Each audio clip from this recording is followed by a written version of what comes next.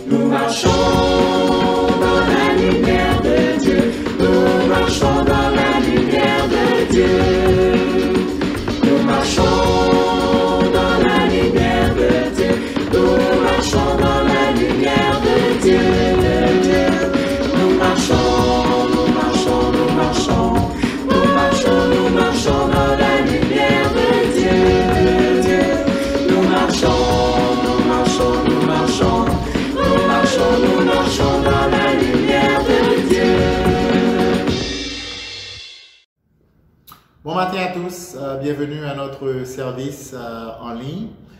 J'espère que ce temps que nous allons passer ensemble va vous encourager, qu'il va vous inspirer, qu'il va vous donner des instructions spécifiques et claires aussi concernant quelle que soit votre situation particulière. Si vous avez des décisions à prendre, vous faites face à des défis, j'espère que ce temps ensemble va vraiment vous encourager. Donc, je vous invite à vous joindre à moi. On va dire une prière avant de continuer. Prions ensemble. Seigneur, nous tournons vers toi parce que tu es la source de notre salut.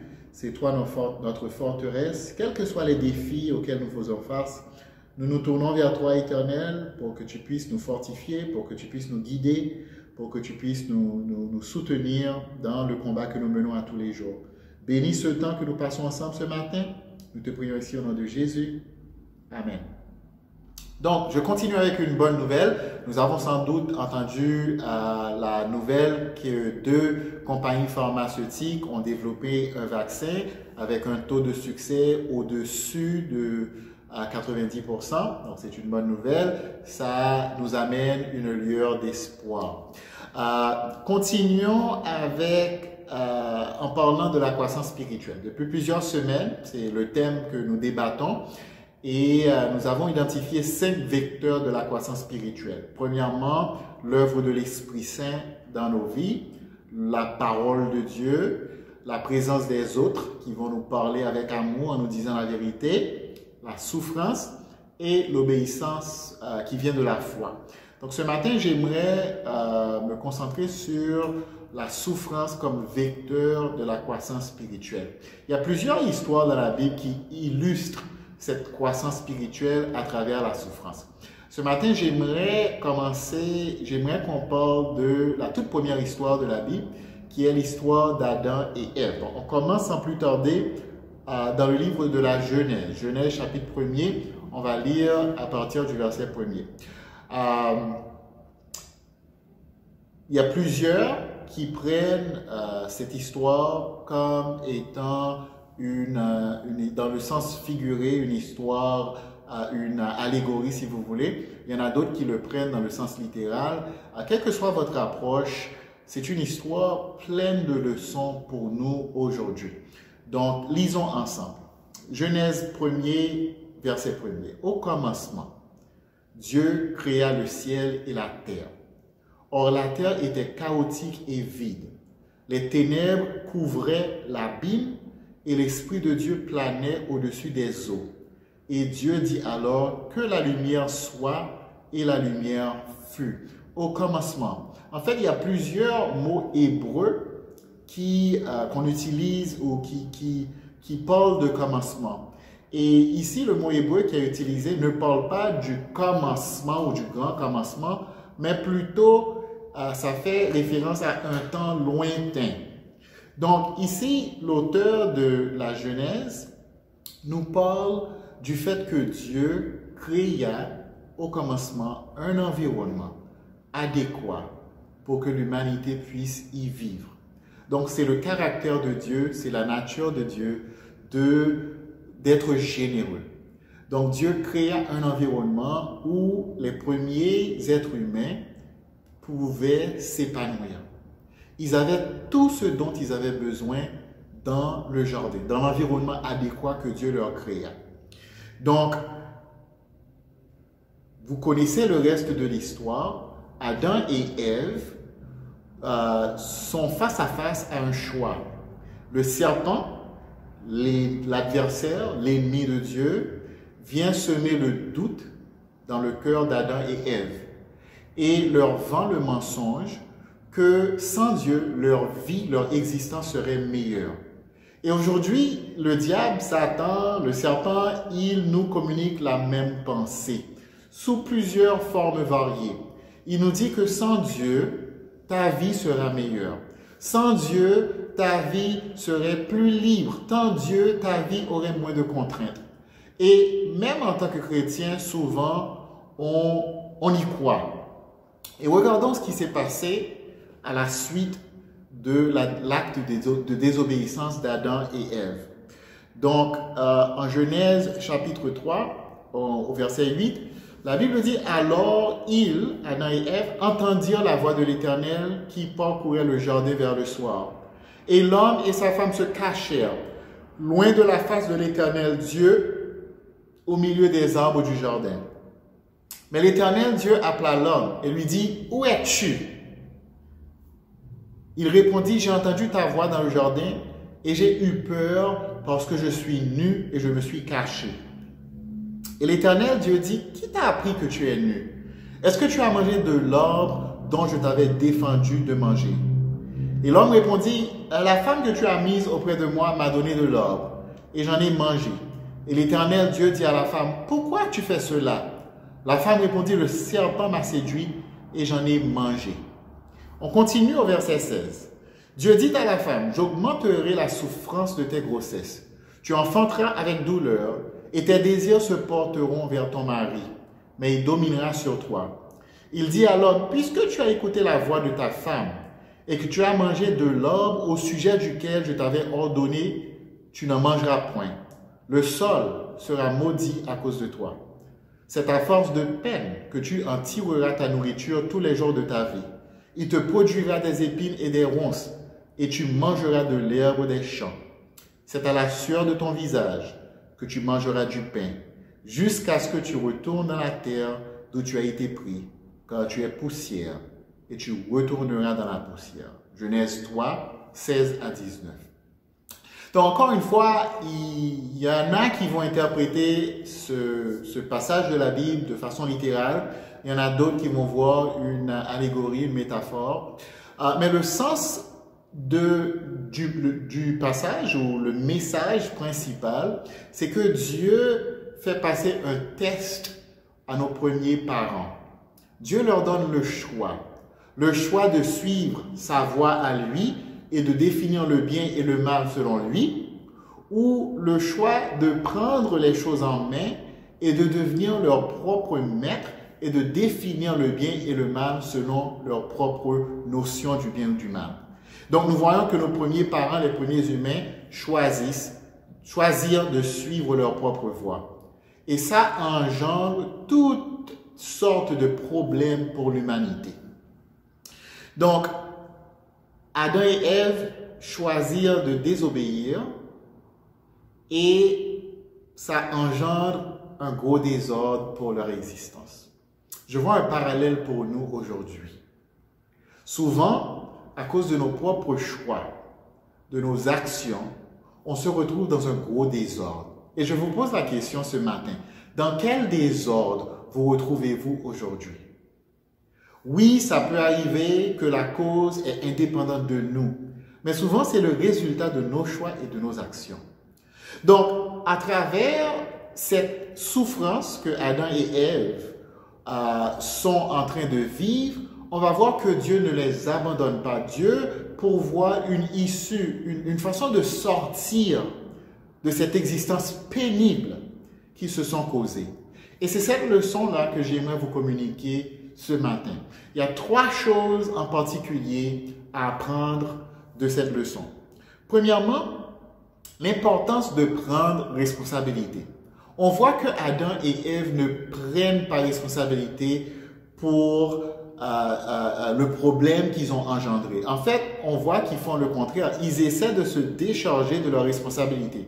Dieu vient voir Adam et lui dit, pourquoi as-tu désobéi? Et immédiatement, Adam transmet le blâme à sa femme. Il dit que non, c'est la femme que tu m'as donnée, c'est sa faute à elle. Et lorsque Dieu confronte Ève, elle fait la même chose, elle passe le blâme au diable. Et la réalité, c'est qu'ils avaient tous deux une part de responsabilité. Aujourd'hui, lorsqu'on regarde le monde, c'est le chaos qui règne. Et on a la mémoire courte, on se dit que on aimerait que les choses reviennent à la normale, on se dit que le monde allait bien avant la pandémie. Mais les amis, je défie cette pensée-là. Parce qu'avant la pandémie, est-ce que vous ignorez que 815 millions de personnes dans notre monde souffraient la faim avant la pandémie?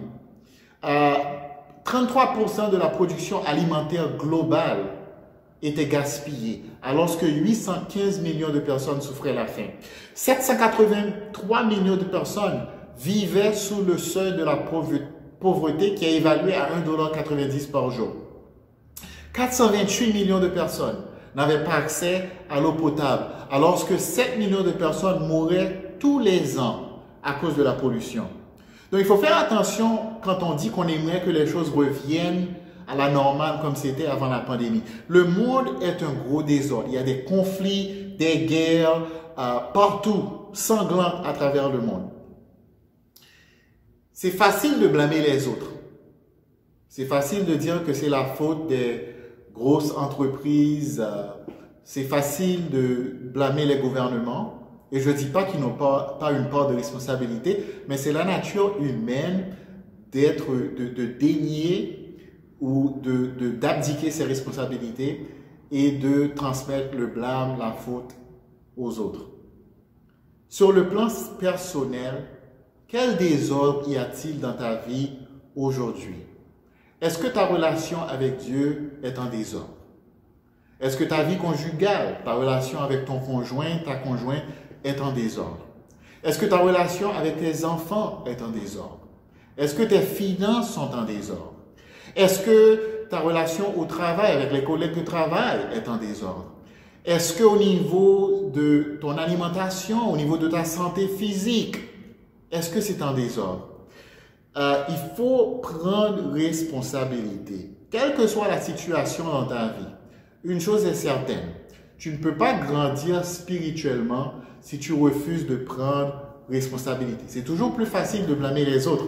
Je me rappelle à une certaine époque de mon couple, ma relation avec Dominique, qu'on avait des conflits à cause de mon indépendance. Dominique se sentait souvent blessé parce que je prenais des décisions sans la consulter. Des décisions par rapport à l'église, des décisions sur le plan personnel, par rapport à notre ménage, par rapport à nos finances. Et Dominique se sentait heurté.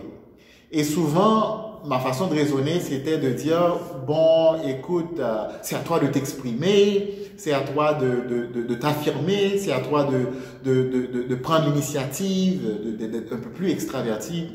Et la réalité, c'est que je ne prenais pas responsabilité pour mon péché d'indépendance.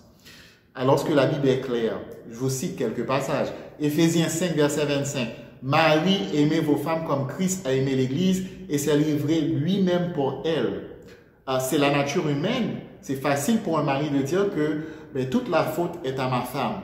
Alors que Jésus nous dit à travers Paul que le mari doit aimer sa femme comme Christ a aimé l'Église et être prêt à se sacrifier pour sa femme. Autre passage, 1 Pierre 3, verset 7. Pierre dit, Marie, montrez à votre tour de la sagesse dans vos rapports avec vos femmes, comme avec un sexe plus faible.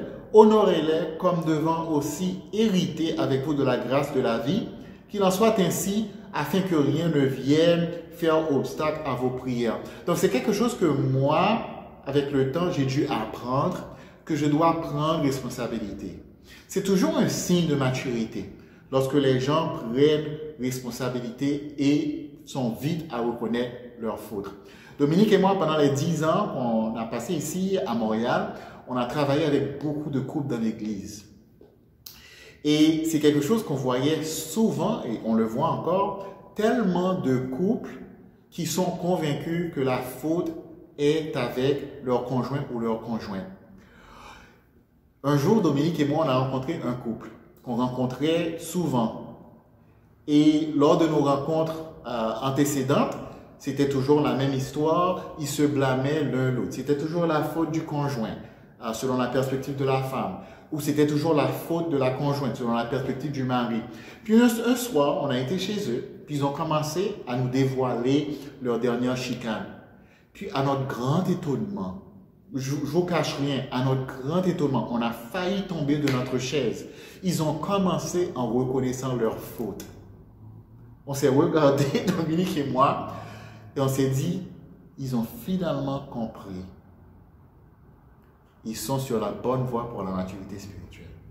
Donc les amis, quelle que soit votre souffrance, quel que soit ce que vous endurez, prenez responsabilité. Prenez responsabilité. Deuxièmement, il faut s'adapter. Il faut s'adapter aux nouvelles conditions, aux nouvelles environnements dans lesquels on se trouve. Adam et Ève ont dû s'adapter. Après leur obéissance, leur vie changea radicalement. Cependant, Dieu ne les abandonna pas. Dans Genèse 3, verset 21, la Bible nous dit que l'Éternel Dieu fit à Adam et à sa femme des vêtements de peau pour les habiller. L'Éternel fit à Adam et à sa femme des vêtements de peau pour les habiller. Simple passage, mais d'une telle profondeur qui nous dévoile encore une fois l'amour de Dieu, sa compassion et sa miséricorde. Rappelons-nous qu'Adam et Ève étaient nus avant leur désobéissance et qu'ils n'en avaient pas conscience. Dieu leur avait défendu de prendre le fruit de l'arbre. Après avoir mangé le fruit, ils ont développé une conscience, une conscience de soi, une connaissance du bien et du mal. Malgré leur désobéissance, Dieu ne dit pas, bon, comme punition, je vous jette à l'extérieur, vous allez vaquer nus pour être victime des éléments du foie. Dieu lui-même pourvoit de quoi pour couvrir leur nudité. Mon point, c'est que leur vie à l'extérieur était bien difficile que leur vie à l'intérieur du jardin d'Éden. On a déjà établi le fait que Dieu avait tout créé pour qu'ils soient confortables, à l'aise, pour qu'ils puissent s'épanouir. Les conditions à l'extérieur du jardin étaient complètement différentes. Il fallait travailler la terre, il fallait se protéger contre les animaux, il fallait s'abriter. Donc, c'était une vie complètement différente. Ils ont dû s'adapter. Donc, je sais, par exemple, à Montréal, qu'il y a beaucoup de gens qui aiment faire du camping, surtout en été. Alors, on va faire du camping, c'est le fun. On part pour une fin de semaine, 2-3 jours. Mais imaginez vivre le restant de vos jours en faisant du camping. Peut-être qu'il y en a quelqu'un qui aimerait ça, mais la grande majorité d'entre nous trouverait ce choix-là impossible. En fait, Adam a vécu jusqu'à l'âge de 930 ans. Il a quitté le jardin avant l'âge de 130 ans. Donc, selon ce que la Bible nous dit, Adam a vécu la grande majeure partie de sa vie, 800 ans au moins, à l'extérieur du jardin. Il a dû s'adapter. Il a dû faire des changements. Il a dû chercher à comprendre, à être humble, à développer de la résilience, à développer de l'adaptabilité, à développer de nouveaux outils pour survivre. Donc, ça prend de l'humilité pour s'adapter. Souvent, on déplore le passé, le bon vieux temps. On est nostalgique. On aimerait retourner dans le passé. Et la réalité, c'est que pour grandir à travers la souffrance, il faut être capable de s'adapter. Dans Philippiens 3, au verset 13, Paul nous dit, « Non, frères et sœurs, pour moi, je n'estime pas avoir saisi le prix, mais je fais une seule chose, oubliant ce qui est derrière moi et tendant de toute mon énergie vers ce qui est devant moi. Je poursuis ma course vers le but pour remporter le prix attaché à l'appel que Dieu nous a adressé du haut du ciel dans l'union avec Jésus-Christ. » Philippiens 3, 13 à 14. Donc l'idée c'est ça. L'idée c'est que la vie a tellement changé. Il y a 9 mois, on vivait une vie complètement différente. Le monde a changé. Notre façon de travailler a changé. Notre façon d'adorer Dieu a changé. Notre façon d'interagir les uns avec les autres a changé. L'avenir est incertain. On peut s'effondrer émotionnellement, psychologiquement, physiquement. On peut déplorer ce qu'on a perdu. On peut passer son temps dans la peine à s'apitoyer sur son compte. Ou on peut s'adapter. On peut s'adapter. Troisièmement, il faut persévérer. Adam et Ève ont dû endurer les conséquences de leur choix. Quelles étaient ces conséquences? Une distance entre eux et Dieu. Ils avaient dans le jardin une intimité avec Dieu qu'on ne peut pas imaginer. À cause de leur péché, il y a eu une cassure dans leur relation avec Dieu. Il y a eu une cassure, une distance aussi dans leur relation l'un avec l'autre. Dans leur relation avec les animaux. Comme je disais tantôt, tout a changé. La vie est devenue plus difficile. Ils ont eu 2 fils, pour commencer, on le voit dans Genèse 4. Ils ont dû vivre le deuil, le premier fratricide de l'existence humaine. Ce n'est pas quelque chose qu'ils connaissaient. Ce n'est pas quelque chose qu'ils anticipaient. Mais Caïn a tué son frère Abel.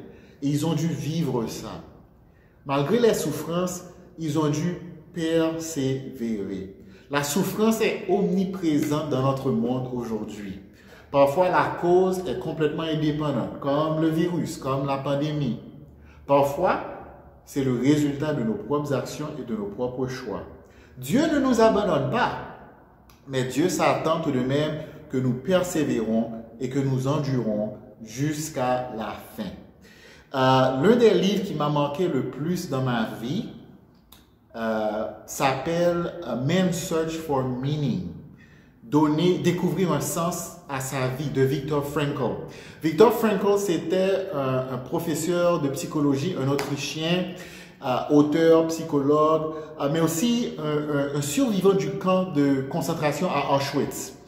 Et les conditions inhumaines des camps de concentration le poussa vers sa théorie du sens de la vie qu'on appelle la logothérapie. Et il a fait l'observation suivante pendant qu'il était dans les camps de concentration. Il a dit, les plus robustes, qui étaient le plus en action, étaient les premiers à mourir. Et écoutez ça, je reprends. Il dit, les plus robustes, qui étaient le plus en action, étaient les premiers à mourir. Tandis que ceux qui paraissaient les plus faibles résistaient beaucoup plus longtemps. Face à l'absurde, les plus fragiles avaient développé une vie intérieure qui leur laissait une place pour garder l'espoir et questionner le sens. Avoir un sens, les amis, avoir un espoir, qui n'est pas la même chose que l'optimisme. Avoir l'espoir, avoir un sens, fait toute la différence. L'espoir est important, mais il faut que l'espoir soit bien placé. Dans Proverbe 13, verset 12, la Bible nous dit « Un espoir différé dans le cœur malade, mais un désir accompli est un arbre de vie. » Où est votre espoir ce matin? Est-ce qu'il est bien placé? Souvent, on entend les gens dire « Mais ça va bien aller ». Il faut faire attention à ne pas tomber dans un optimisme. L'amiral James Stockdale, qui était un amiral dans l'armée américaine, a fait les observations suivantes pendant qu'il était prisonnier durant la guerre au Vietnam. Il affirme que contrairement à ce qu'on croit généralement, ce ne sont pas les optimistes, mais les pessimistes qui ont survécu à la guerre. Ceux qui croyaient à tort qu'ils seraient sauvés en un rien de temps sont morts, le plus souvent le cœur brisé. Ceux qui ont accepté la réalité d'être prisonniers, torturés et affamés des jours durant ont en fait réussi à s'en sortir. Le déni n'est pas l'antidote à la crise. L'acceptation est la première règle d'or pour sortir du mode victime et commencer notre combat pour la survie. Il a dit, ne confondez jamais la foi en votre victoire finale avec la discipline nécessaire pour affronter les faits les plus brutaux de notre réalité actuelle. Il faut persévérer, mais pour persévérer, il faut l'espoir. Il faut que l'espoir soit bien placé. Un optimisme irréaliste, penser que les choses vont s'arranger de par elles-mêmes, peut nuire plutôt que nous aider. Mais avoir l'espoir en Dieu, qu'il est en train de travailler, qu'il est en train de nous perfectionner, qu'il est en train de nous amener à bon port, voilà ce qui va nous aider à persévérer jusqu'à la fin. Donc, gardons notre espoir, les amis, et persévérons jusqu'à la fin. 3 applications concrètes de ce que nous avons entendu ce matin. Premièrement, prenez responsabilité. C'est votre vie, c'est souvent vos décisions et vos choix qui vous mettent dans votre situation. Cessez de blâmer les autres. Prenez responsabilité. Soyez vite à reconnaître vos fautes. Prenez responsabilité. Deuxièmement, soyez prêts à vous adapter à votre nouvel environnement, à votre nouvelle situation. Soyez humble apprenez à mieux faire. Soyez à l'écoute, parlez moins, faites preuve d'une grande humilité, apprenez à vous adapter et à vous épanouir dans votre situation actuelle. Et finalement, persévérez. Mettez votre espoir en Dieu. Soyez réaliste. Faites face aux défis tels qu'elles sont, avec le courage que Dieu vous procure. Invitez les autres. Ouvrez vos cœurs. Invitez les autres à venir vous assister, à venir vous appuyer, à venir vous aider. Avec tout ça, les amis, on va y arriver. Malgré la souffrance, on va vivre une croissance spirituelle extraordinaire. Dieu va nous amener à bon port. Merci d'avoir été avec nous ce matin. J'espère que vous allez réfléchir sur ces paroles, que ces paroles vous ont inspiré et que ces paroles vont vous aider à demeurer fort. Que Dieu vous bénisse.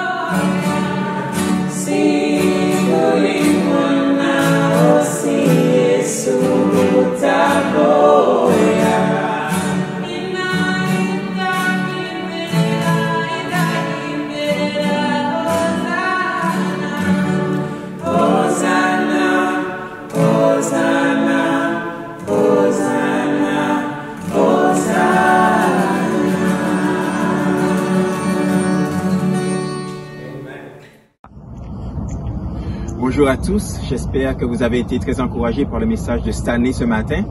Il a parlé de l'importance de prendre nos responsabilités, de notre capacité d'adaptation et aussi de persévérance. Moi, je suis fasciné par la capacité d'adaptation que Dieu a donnée à l'homme. Par exemple, moi, j'ai grandi dans un milieu tropical, mais je me suis adapté à un climat tempéré et je me suis même adapté à un climat polaire lorsque j'étais à Edmonton. Il semble que l'homme puisse s'adapter à toutes les situations. Mais en fait, Paul parle un peu de ça dans sa lettre aux Philippiens au chapitre 4 où il explique qu'il a appris à être content en toutes circonstances. Et au verset 13 d'ailleurs, il dit que il peut tout faire grâce à Dieu qui le fortifie. Mais j'espère que vous allez pouvoir puiser dans votre relation avec Dieu pour avoir toutes les ressources dont vous avez besoin pour continuer victorieusement votre séjour sur terre. Avant de continuer notre service ou de conclure notre service, nous allons avoir quelques petites annonces. La première, c'est que notre mi-semaine se passe par groupe de famille. Ensuite, on vous encourage à continuer à prier et à donner, si vous pouvez aussi, pour les victimes des cyclones aux Philippines. Et également, dimanche prochain, on se retrouve à 10h30 pour notre service. Ce sera un service qui sera avec toutes les autres églises de l'Est canadien. Ce sera un service en anglais. Et on va terminer sur une très bonne nouvelle, puisque Marie-Pascale, la sœur de Mireille, a accouché et elle a donné naissance à une petite fille qui s'appelle Élie Maëlle. Voilà, donc je vous souhaite une excellente semaine pleine de sérénité et de la paix que seul Dieu peut vous donner. Bye bye.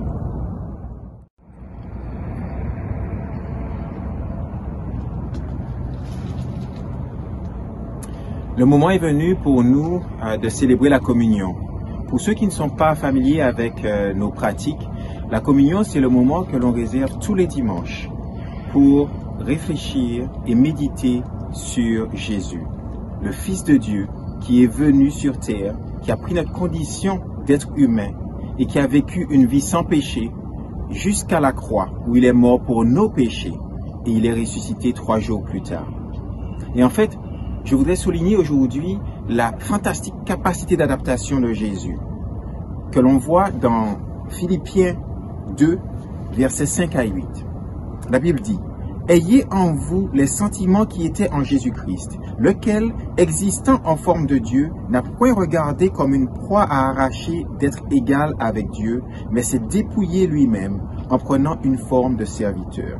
En devenant semblable aux hommes et ayant paru comme un simple homme, il s'est humilié lui-même, se rendant obéissant jusqu'à la mort, même jusqu'à la mort de la croix. » Et en fait, Jésus a quitté un environnement où il n'y avait pas de besoin, il n'y avait pas de péché, il n'y avait pas de peur, il n'y avait pas de larmes, il n'y avait même pas de tentation. Et il est venu, il a pris notre condition et il a partagé tous ses besoins avec nous pour nous montrer la voie vers le Père. Prions. Père très saint, nous venons devant toi ce matin en toute humilité et avec une immense gratitude, Père, d'avoir envoyé ton Fils et qu'il ait obéi jusqu'à la croix, qui nous ait montré la voie, qui nous ait appris à te connaître, qui nous ait parlé de toi, qui nous ait montré l'exemple, Père, de façon à ce que l'on puisse vivre une vie ici dédiée à toi. Je te remercie que cette relation entre toi et nous ait pu être rétablie grâce à son sacrifice et grâce à sa victoire sur la mort. Je te prie que l'on puisse puiser dans l'amour qu'il a pour toi et dans notre amour pour toi les forces dont on a besoin pour continuer notre séjour ici. Je prie tout ceci au nom de ton Fils. Amen.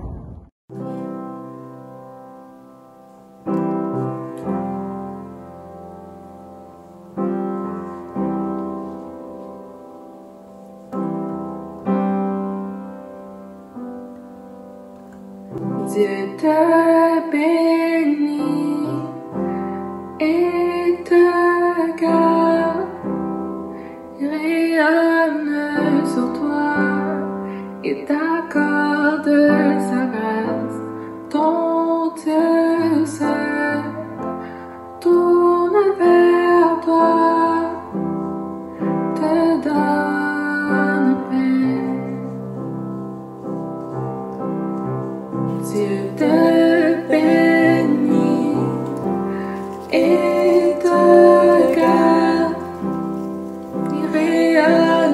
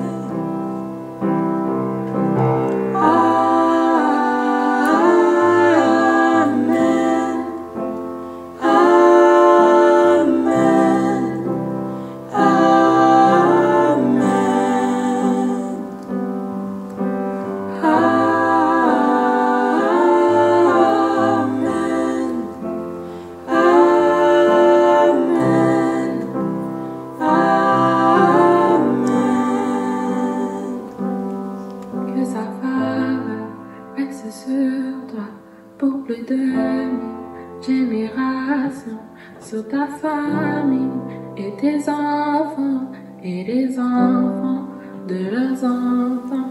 Que sa faveur reste sur toi pour plus de 1000 générations, sur ta famille et tes enfants et les enfants de leurs enfants.